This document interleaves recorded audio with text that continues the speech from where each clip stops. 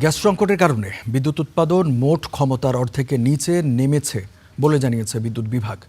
মে মাসে বিদ্যুৎ লোডশেডিং কিছুটা কমবে বলেও জানানো হয়েছে। এ সময় বিকল হওয়া কয়েকটি ইউনিট চালু হলে বিদ্যুৎ উৎপাদন বাড়বে বলে জানানো হয়। শনিবার সচিবালয়ে এক সংবাদ সম্মেলনে এসব কথা বলেন বিদ্যুৎ বিভাগ, জ্বালানি ও খনিজ সম্পদ মন্ত্রণালয়ের যুগ্ম সচিব উম্মে রেহানা। তিনি বলেন, মে মাসের প্রথম সপ্তাহে অতিরিক্ত ১,৯৮২ মেগাওয়াট বিদ্যুৎ যুক্ত হলে কমবে লোডশেডিং। বলেন, গ্যাস সংকটের কারণে ব্যাহত হচ্ছে বিদ্যুৎ উৎপাদন।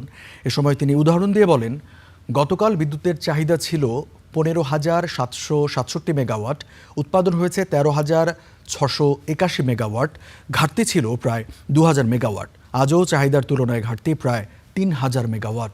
এ অবস্থায় ঘাটতি মেটাতে ফার্নেস ওয়েলে উৎপাদন বাড়ানো হলেও তা ব্যয়বহুল। তবে সেচ কার্যক্রম সচল রাখতে সরকার বিশেষ গুরুত্ব দিচ্ছে বলে জানান তিনি।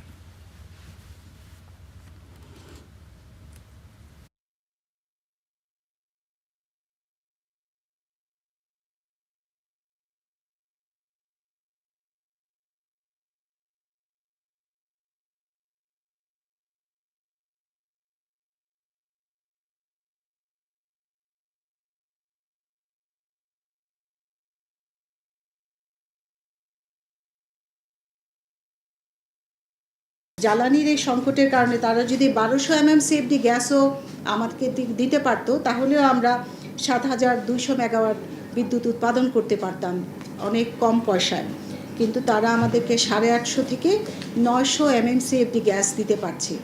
এর মাধ্যমে যদি আমরা গতকালকে রিপোর্টটা দেখি, সেখানে দেখব গ্যাসের মাধ্যমে আমাদের ৫,২৭৪ মেগাওয়াট বিদ্যুৎ উৎপাদিত হয়েছে, যদিও আমাদের উৎপাদন ক্ষমতা হচ্ছে ১২,১৫৪ মেগাওয়াট।